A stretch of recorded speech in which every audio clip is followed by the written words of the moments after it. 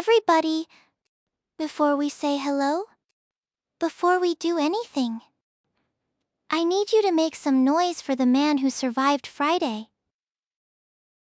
Stop. Stop. Please. I'm shy. Don't do this.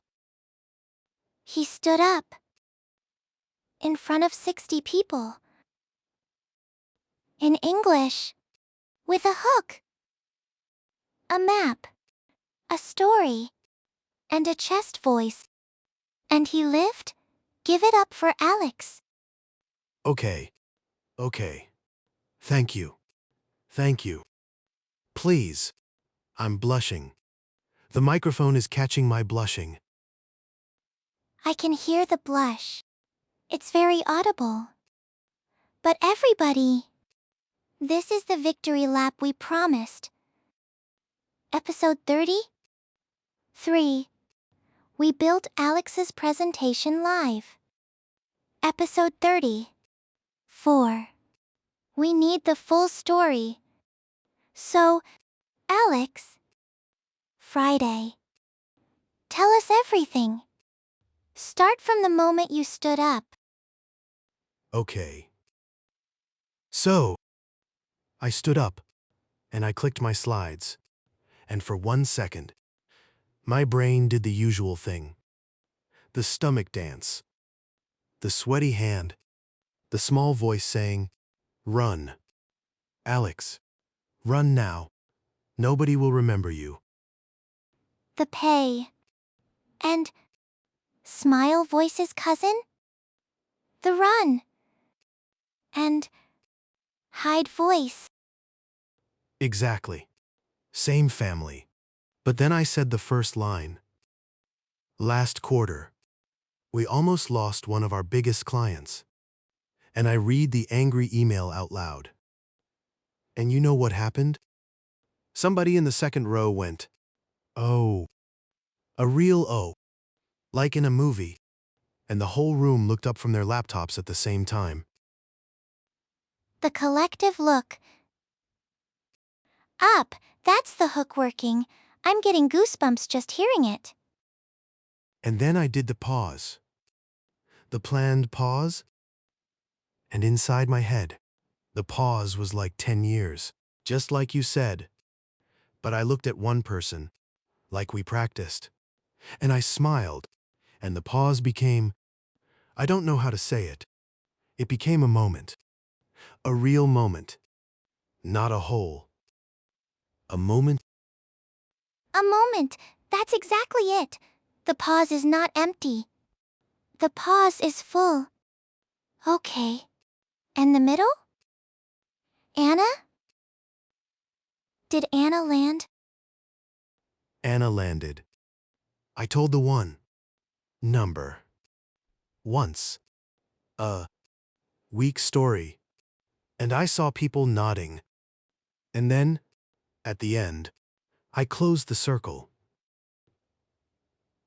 I read the thank you email.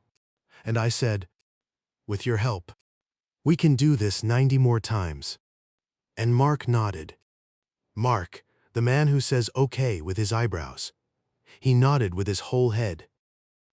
A whole head nod from Mark is a standing ovation. That's huge. And after, 3 people came to me. 3. One of them said the sentence, I will never forget. She said, that was really clear. Alex, clear. Not good English. Not nice slides. Clear. Because clear is the compliment. Clear is the superpower. Oh, I'm so proud. Okay? Everybody? I need you to understand what happened here. A month ago, this man was afraid to say his name in a meeting. On Friday, he made 60 people look up from their laptops. That's not luck. That's preparation plus courage. And a sleepy potato of nerves in the corner. She was there, but sleepy. The nerves became a sleepy cat. That's the whole goal. Okay? So, perfect Friday. Whole. Head nod. 3 compliments. And now, tell them what happened on Monday. Oh no. Here comes the other story. Because, everybody, the victory lap has a plot twist. Alex gave a beautiful presentation on Friday. And on Monday morning, he almost destroyed his new reputation with one single email. One single email. It was one click. How can one click be so powerful? Tell the story. From the beginning. And don't skip the sandwich part. Okay. So, Monday morning, Mark emails me and says, "Great job on Friday. Please send a short summary to the whole company." So everybody gets the story. The whole company. 60 people again, but this time in writing, and I was still riding the Friday confidence. So I wrote the email fast. Too fast. I was eating a sandwich with one hand and typing with the other hand. The one-handed email. The most dangerous genre of email in the world. I wrote, "Hi everyone. Please find attached a short summary of the quarterly results.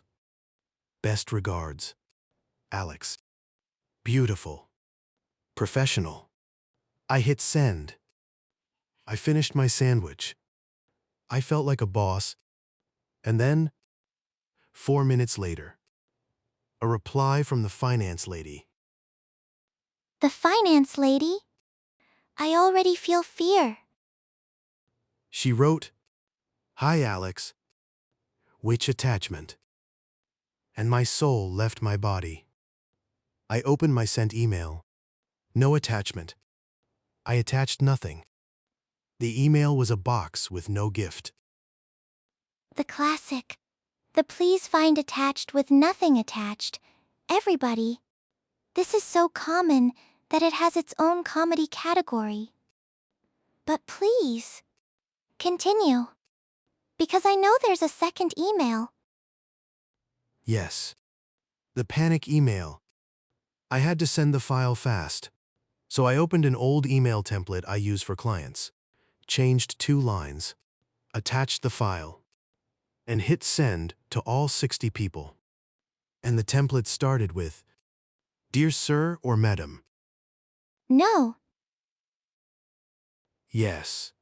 "Dear Sir or Madam, please find the attachment here. Best regards, Alex." To 60 colleagues. Some of them I sit next to every day. Dan replied within 1 minute. He wrote, "Sir or Madam, Alex, are you okay? Do you not know us?" I'm crying. Do you not know us? That's the funniest sentence I've heard all month. And the finance lady wrote, "Thank you, sir or madam," with a wink emoji. A wink emoji. Sophia. In finance. The wink emoji is the finance lady doing stand-up comedy. Okay. But look, this is actually a perfect entrance into today's topic. Because here's the truth nobody tells you. Email is not the boring cousin of speaking. Email is 80% of professional life. Your tone, your reputation, your relationships, they all live in your inbox now. After Monday. I believe it. My reputation is now 50% presentation. 50% sir or madam. So today, we fix the email half. Welcome to episode 30. For everybody, email like a boss. I'm Sophia. And I'm Alex. the sir or madam. Today I will become an email boss, or at least an email manager. We'll take a manager. A boss is a lot of pressure. Okay. First things first. The new studio decor. Everybody can see our new poster behind us. Right. Connect. Influence. Succeed? She has a new mantra, of course. Last month it was you prepare, you present, you win. This month she walks around saying write, connect, influence, succeed. She said it to the toaster this morning. The toaster was not responding to my emails. I escalated. And the new mug. Everybody. Look at the new mug. Good emails. Strong relationships. Sophia now has a mug shelf. A shelf. The old mugs are up there like retired trophies. Good English, good life. English confidence, success. English confidence changes everything. And now the email mug. They're not retired. They're alumni. And one day, when you become a boss, you'll understand collecting things. Okay. But Alex, before we teach anything, I want to read your notebook. Because you made a checklist this morning. And I love it. Read it. I wrote it after the sandwich incident, in a state of emotional clarity. Listen to this. Everybody. Alex's email checklist. 1. Clear subject. 2. Friendly greeting. 3. Short message. 4.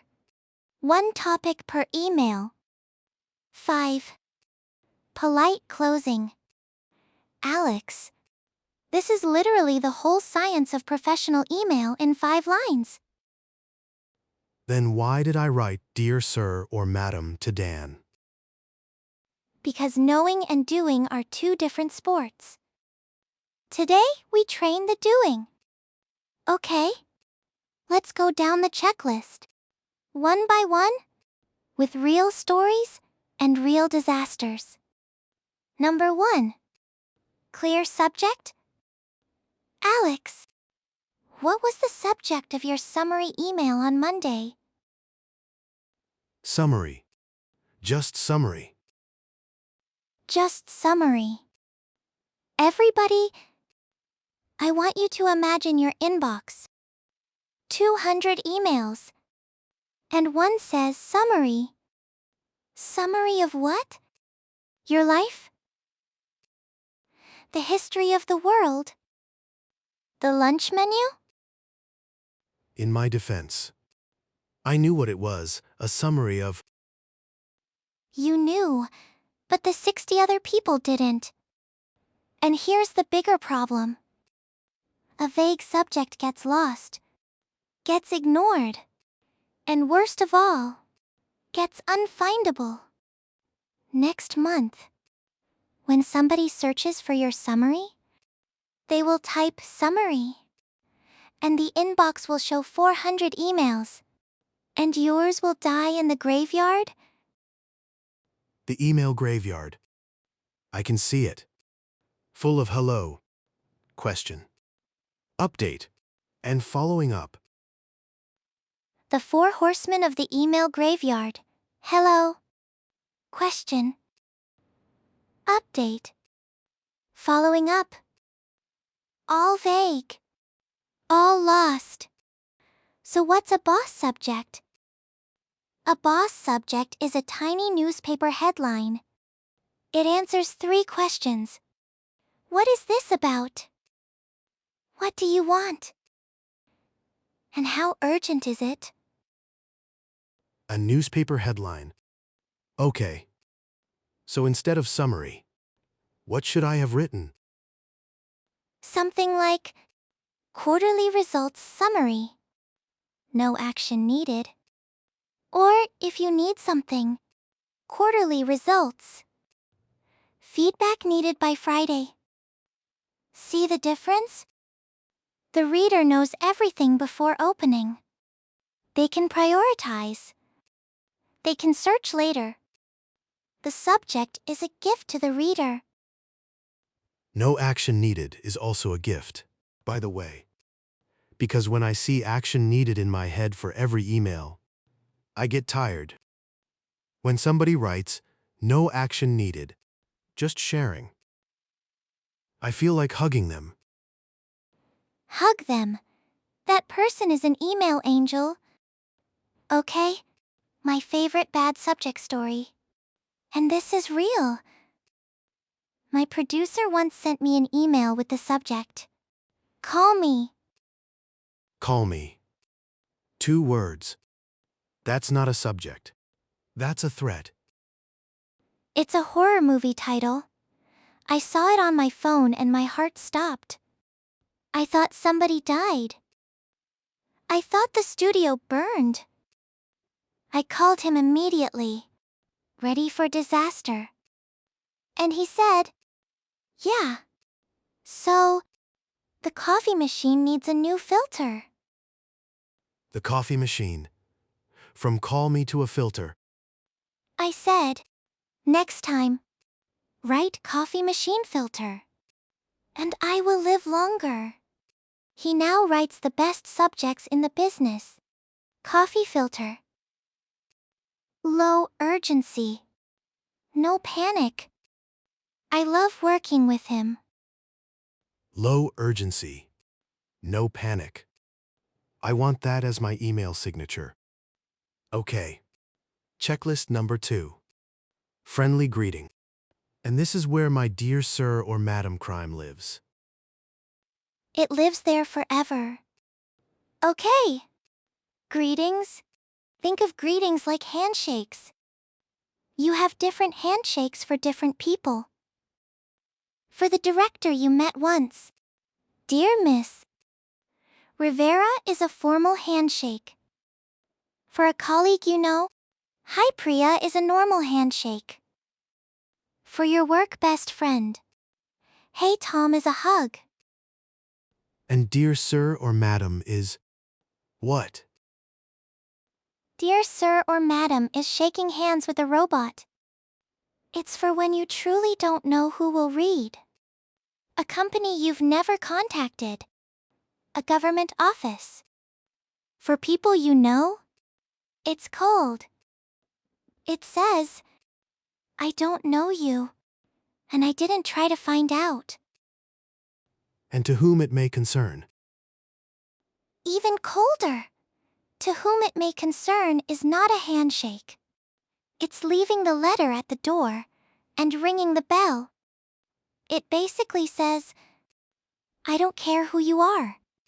Deal with this." There's a joke that, "To whom it may concern," is the email version of a stranger yelling into a house. Okay.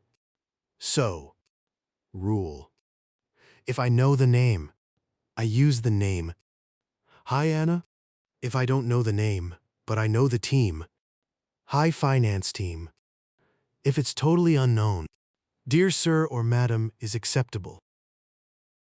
Acceptable. Yes. Or hello. Or good morning. Simple and human. And here's a small cultural note for our listeners. In American workplace culture, people move to first names very fast. Even with bosses.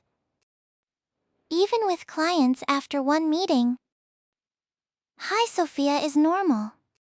"Dear Miss Carter" forever can feel distant. In my culture, it's the opposite. We keep the formal title for years.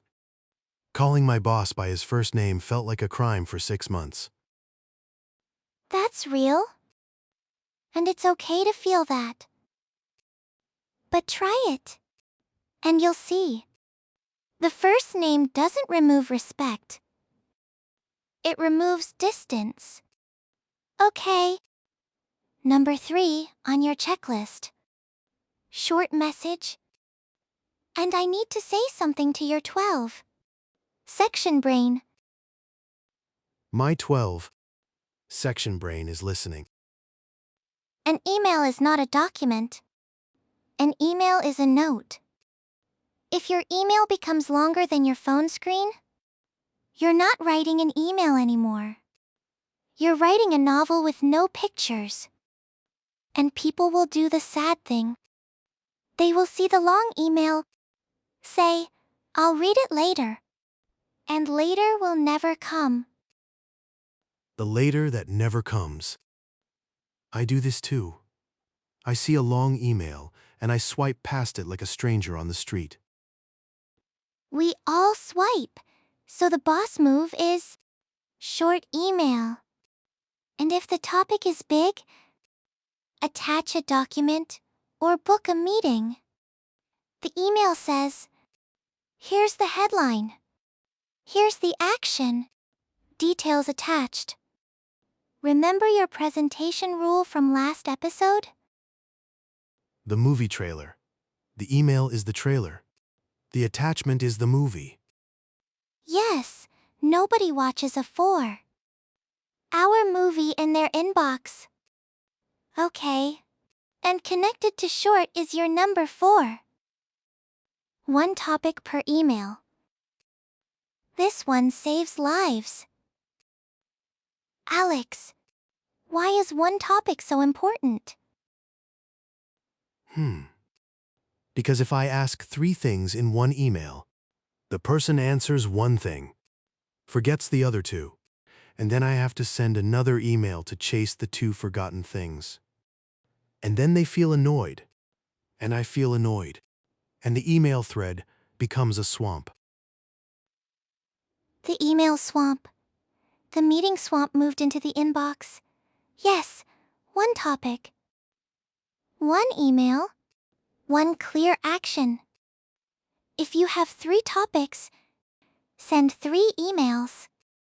People actually thank you for it. Because they can answer each one in 10 seconds. And they can find them later. Okay, but here's a question. What about the opening line? Because I always start my emails with, "I hope this email finds you well." And last week, Kareem told me this sentence is, how did he say, dead? Is it dead? Oh, the great "I hope this email finds you well" debate. Okay. My honest opinion, and I know some people disagree. It's not dead, but it's on life support. It's fine. It's polite. Nobody gets angry. But it's also a little robotic. Like the greeting was printed by a machine. But it's safe. I like safe. When I write it, I feel like I put on my email seatbelt. I respect the seatbelt, and here's the compromise. Keep it sometimes, but vary it, and make it feel human. I hope you're having a good week. Hope your week is going well. I hope you had a nice weekend. Or, my favorite trick. Make it specific. I hope the launch went smoothly on Tuesday. Specific warmth beats general warmth. Every time. Specific warmth. Like, I hope your presentation went well. Instead of, I hope you are well. Exactly. Specific warmth shows you remember the person, not just the task. And sometimes, with close colleagues, you can skip the warm up completely and start with the reason. Quick update on the project. That's friendly enough. Because the tone is light. Okay. So the opening has 2 jobs. 1, a little human warmth. 2, the reason I'm writing? How do I say the reason nicely? Great question. Here are the natural ones. I'm writing to share a quick update on. Just a quick note to let you know. Following up on our meeting this morning, I wanted to check in about. All of these are doors. They open the email politely and get to the point fast. Just a quick note. I love just. Just makes everything smaller and friendlier. Just a quick note. Just checking in. Just following up. Just is the politeness cream of email English. Careful only. Don't use it 5 times in one email. Or you sound like you're apologizing for existing. One just per email. Like salt. One just per email. Like salt. Written down. Okay. Now, the part that got me in real trouble on Tuesday. Tone. Because this is not funny. This is serious. I made a colleague feel bad with 4 words. Okay. Yes. Let's slow down here. Because this is maybe the most important part of the whole episode. Especially for our listeners writing in a second language. Tell them what happened? So, I needed some numbers from Priya for a report. We're colleagues. Same level. We eat lunch together sometimes. I wrote, "Hi Priya. Send me the numbers by Friday. Thanks. Alex." And she replied, 1 line, "Okay." No emoji. No sure, just okay. And then she was quiet in lunch. And I didn't understand. Then Mark, very gently, said, "Alex, maybe add a little softness to your emails." Softness. Mark is wiser than he looks.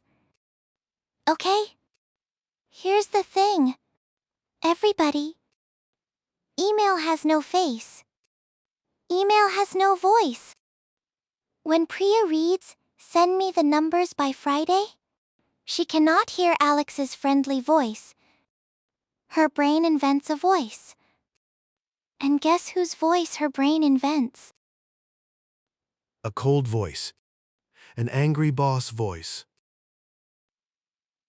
An angry boss voice, because when there's no tone, the reader fills the silence with their own fears. In person, your smile says we're friends. In email, nothing says it. So in writing, you have to add the smile with words. Add the smile with words. So how? Show me the smile words. Easy. Compare. Send me the numbers by Friday. Now the smile version. Hi Priya.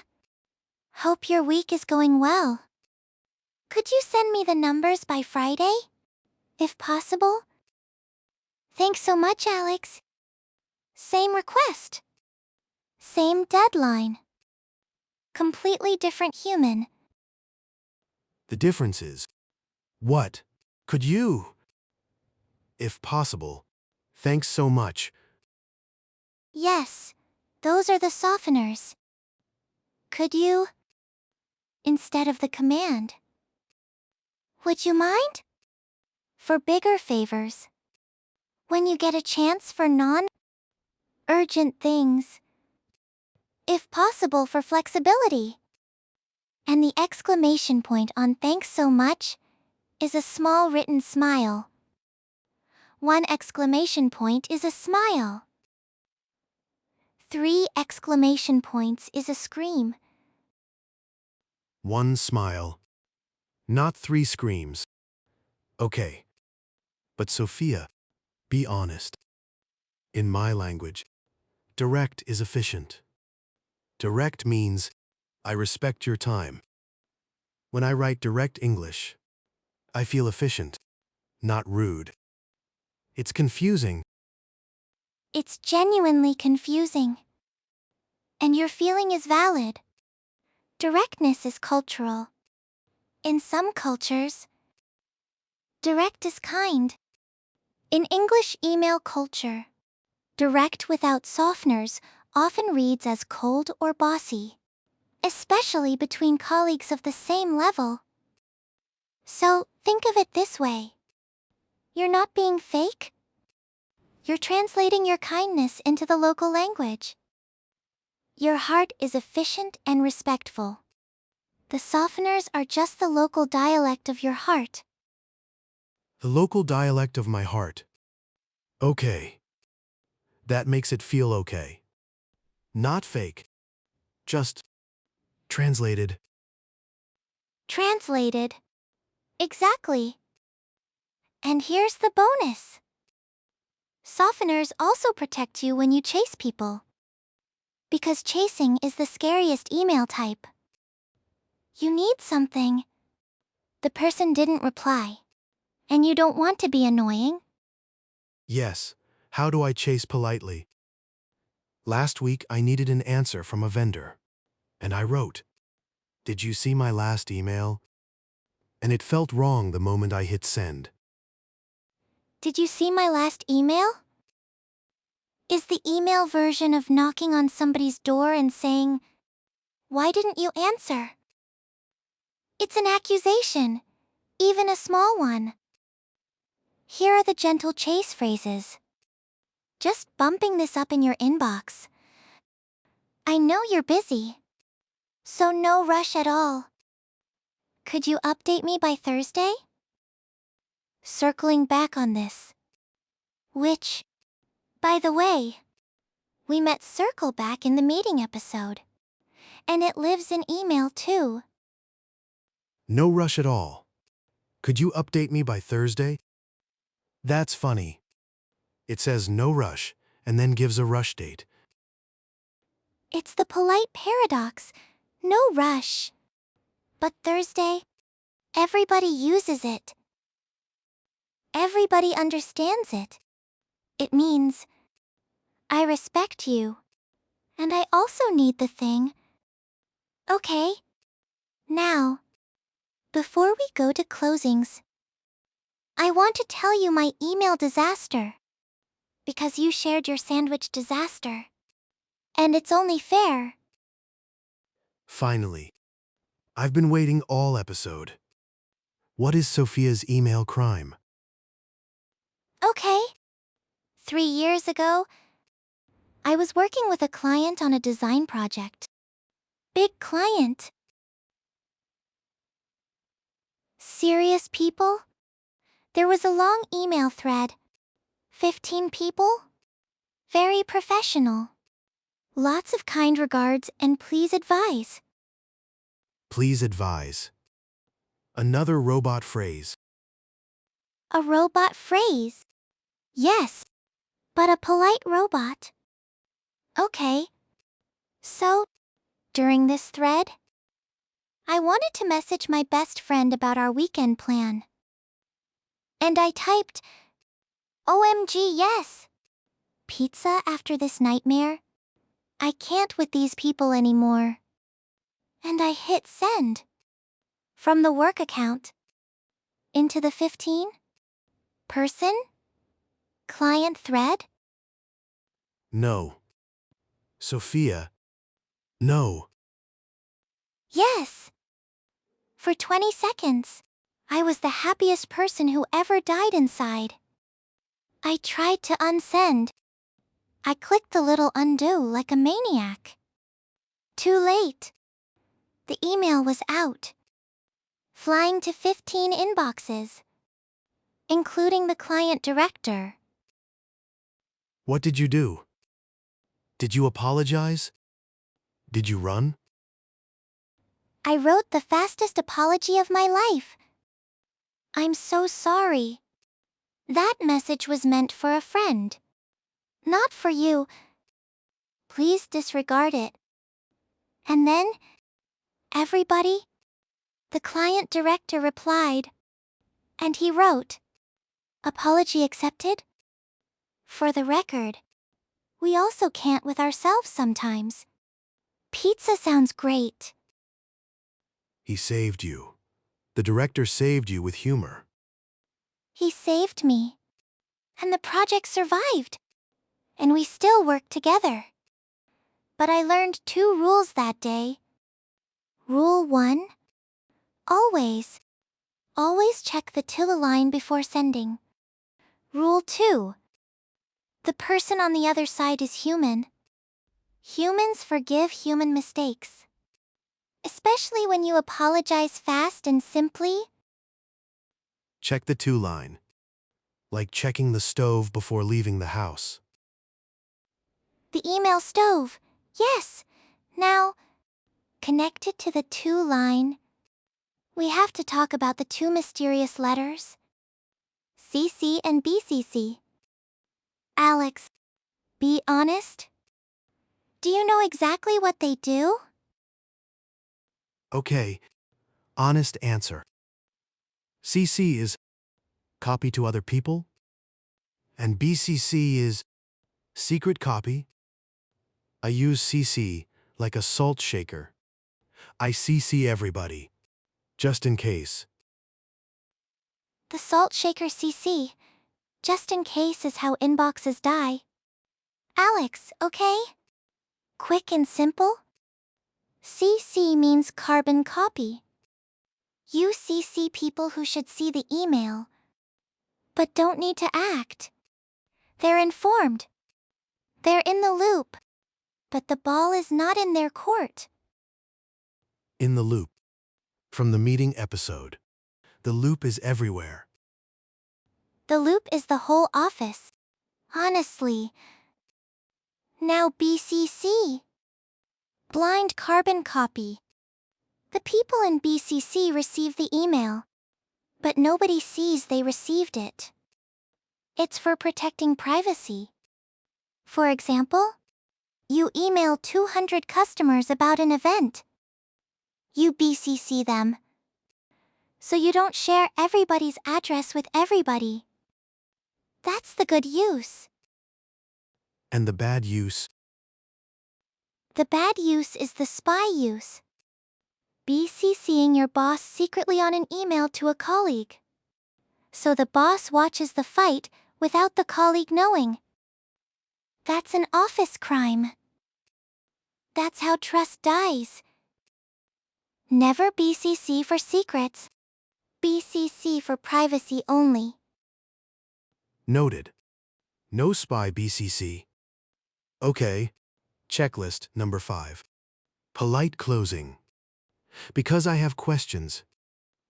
I ended an internal team email once with yours faithfully. And Dan replied with just one word. Faithfully. With a question mark? Faithfully?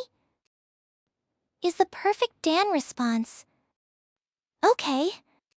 Closings. Think of them like goodbyes at a party. Best regards is the normal. Professional? Goodbye. Always safe. Kind regards is the same. 1 degree warmer. Best is casual professional.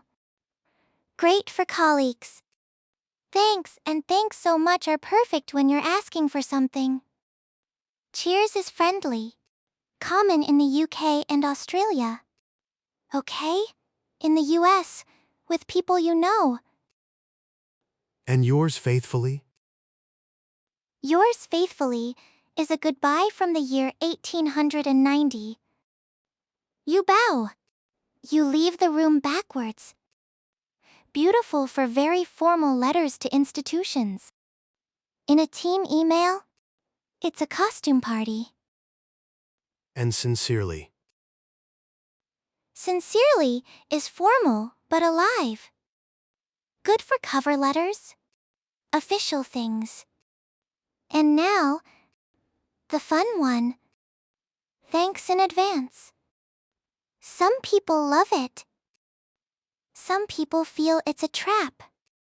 Because thanks in advance means I already thanked you. So now you must do it. It's a polite handcuff. The polite handcuff. I use it all the time. I thought it was friendly. It's mostly fine. Don't panic. But with close colleagues, thanks so much feels lighter. Save the handcuff for vendors, not friends. Okay. Now, I want us to do something practical. Something hands on, because we've talked a lot. And now it's building time. Building time. Like the presentation workshop. I'm ready. What are we building? We're building your email. Live. The follow up email to the team about the quarterly results. The one you'll actually send next week. I'll type. You dictate. Everybody can see my screen. This is real life. Start with the subject. Headline style. Okay. Subject. Quarterly results. Key takeaways and next steps. No action needed. Typing it. Beautiful. Headline. Content.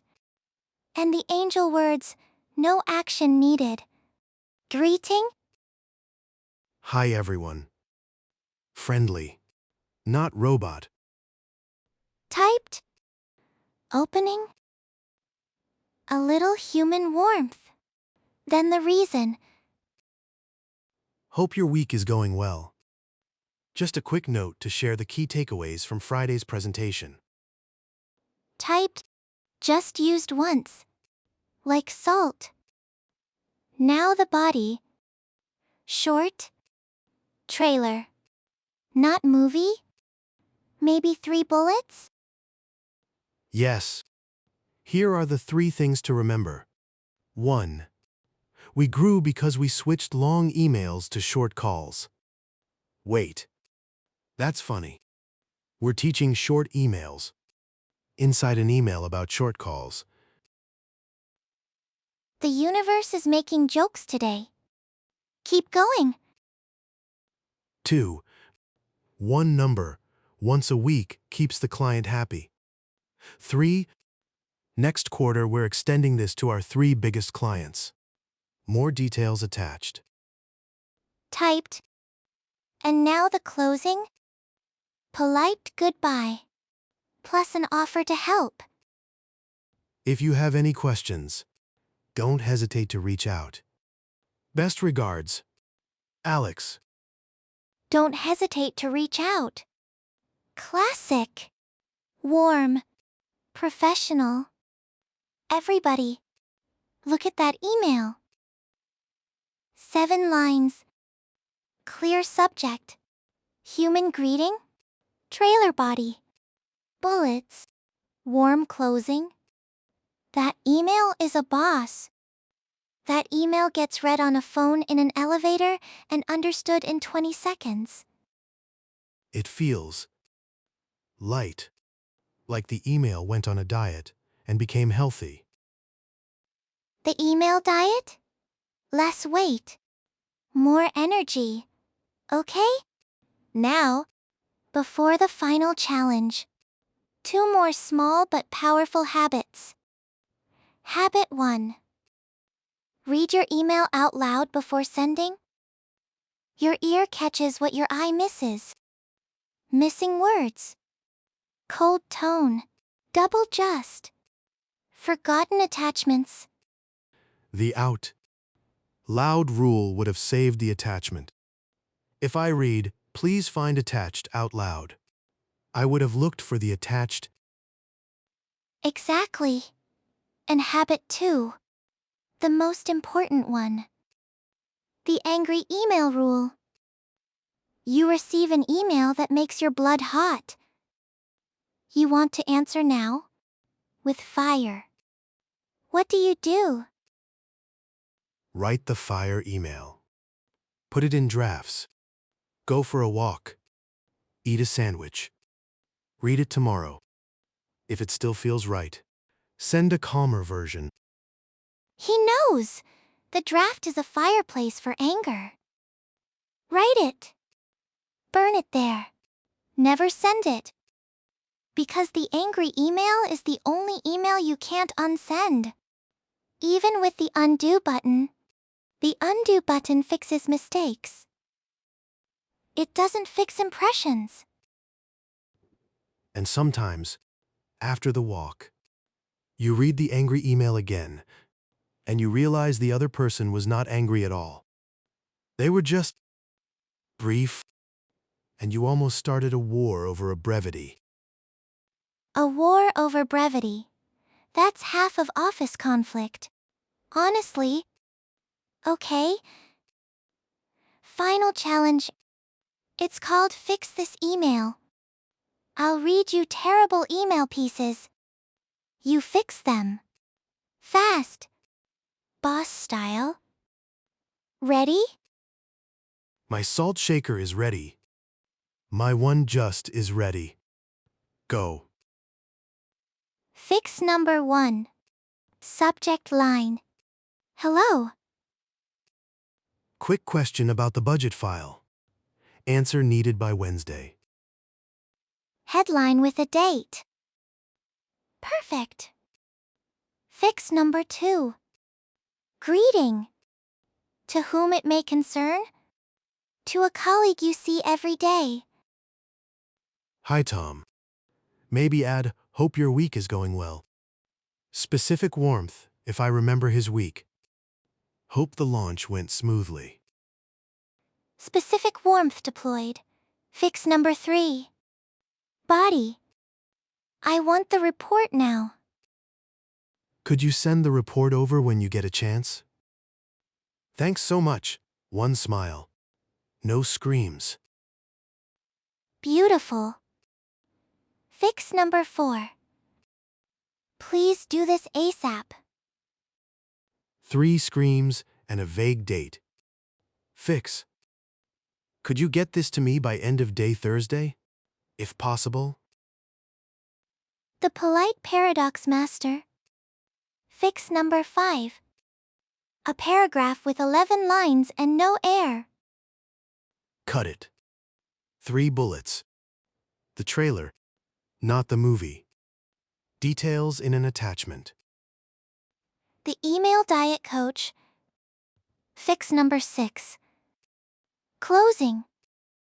The email just ends with the name. No goodbye. Like leaving a party without saying bye. Add, thanks so much for your help. Best regards. Alex. Now I said bye at the party. And final fix. The opening.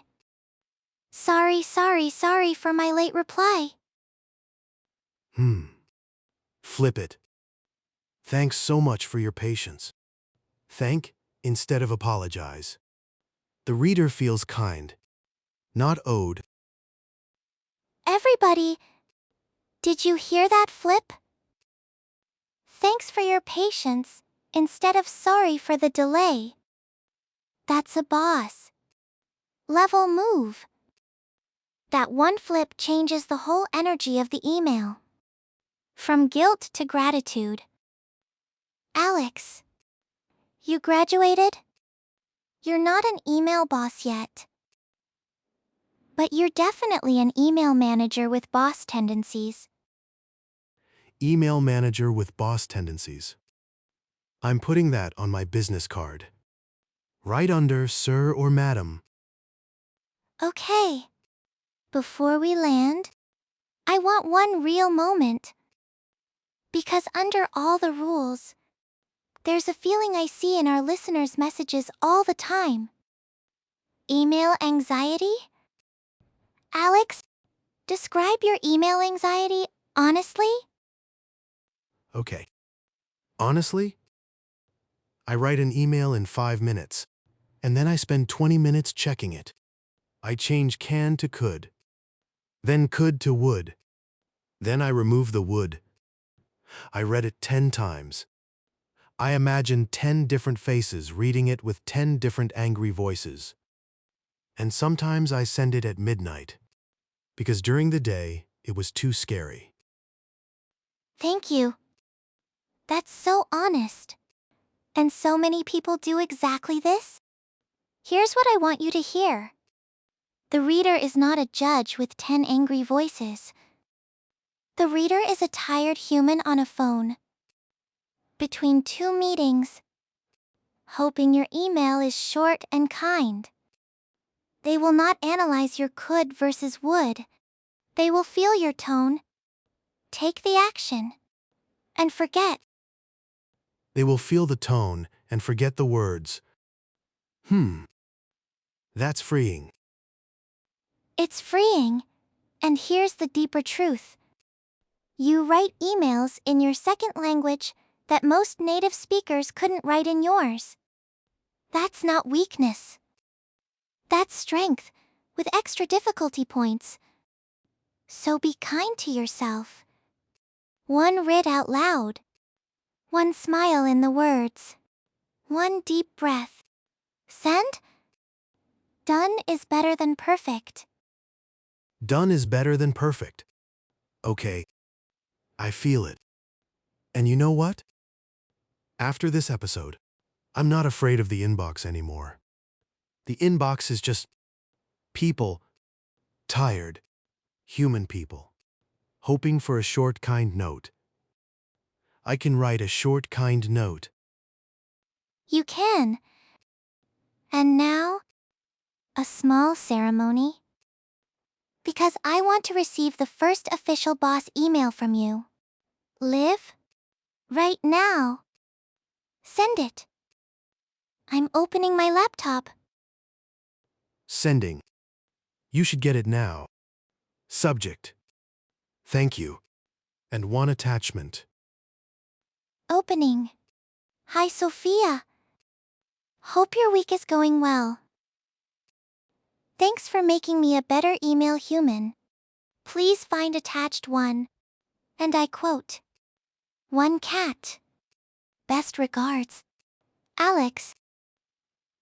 And the attachment is a photo of Potato asleep on your keyboard. Please find attached one cat. The attachment is real this time. I checked the to line. I used one just. I said bye at the party. This is the best email I have ever received in my life. I'm forwarding it to nobody. Because it's mine. Everybody. That's it. That's the episode. That's the skill. Clear. Human. Kind. Done? Write. Connect. Influence. Succeed. Okay. The mantra actually works. I wrote. We connected. I influenced you with a cat. And I succeeded. The mantra completed its mission. Okay. Everybody, thank you for listening to episode 30. 4. Your tiny homework this week. Write one email with a headline subject and one written smile. Just one. And if you have a sir or madam story, please, we need to hear it. Send it to us. We read everything. And we laugh with love. And next episode. Finally. The small talk episode. The elevator story is real. It's embarrassing. And it's happening. We've promised it for 3 episodes. It's time. I swear on the email mug. Good emails, strong relationships, and good English. Good life. See you next time. Good English. Good life. Bye. And check your attachment before sending. From my heart to yours. Bye.